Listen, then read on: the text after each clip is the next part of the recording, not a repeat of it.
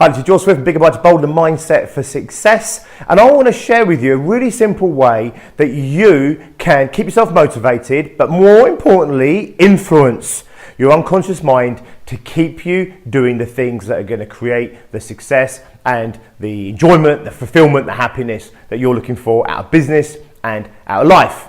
It's really simple. It's just about taking note of your successes.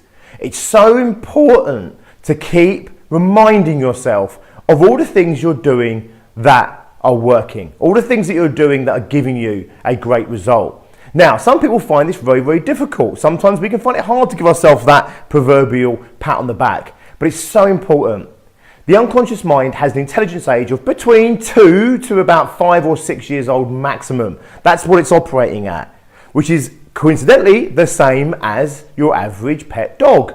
So of course, if you wanted to encourage positive behaviour from your dog, what do? You reward their living hell out of positive behaviour. And if you want to stop bad behaviour, you give it that little tap on the nose. Now you might not literally tap it on the nose, it might be that proverbial kind of tap on the nose. It's that scolding voice that says, no, we don't do that. But then you love them again instantly. You don't beat them up, tie them out in the rain and then hate them for the next 24 hours, 48 hours or for the rest of their lives, okay? You reward them massively when they do the positive things, and then you give them that little reprimand every now and again when you need to stop behaviour. And the unconscious mind works exactly the same. It's this simple to train our unconscious minds to stop doing some of the negative behaviour that might be getting in the way of our success, but also to promote the continually doing of the positive behaviour that is giving us the positive result, the success that we have and we want out of life. Now, it's really important that we do this authentically. There's no point pretending to reward ourselves. Think about a puppy.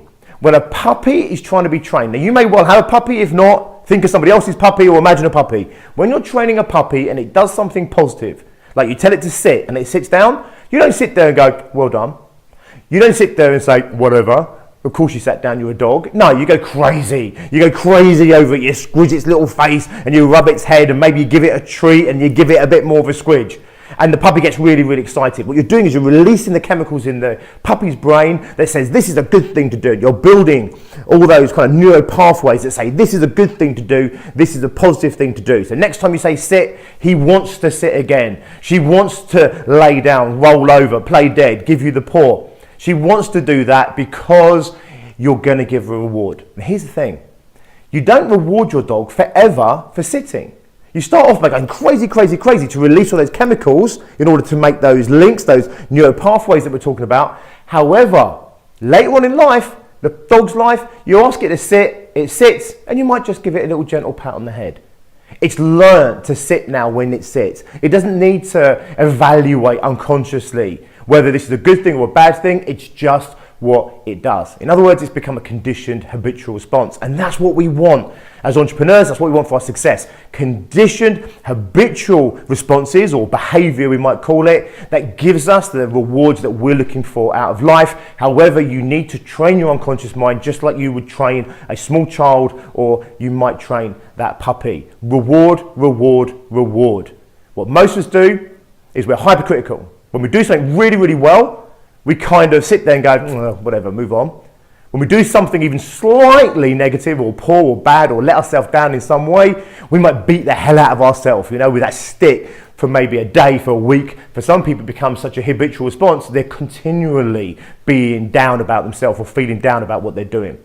We want to become that really positive parent to ourselves, or that really positive owner to ourselves. Understand the unconscious mind to a degree separate from what we are, and we have to be that mature guiding parent to ourselves. We have to reward all the behavior that's taking us in alignment with where we're trying to go, and every now and again a measured tap on the nose that says that's not what we do. Not a beating around the head, not a dragging around the house by the neck saying you're so awful. Of course you'd never do that to a dog.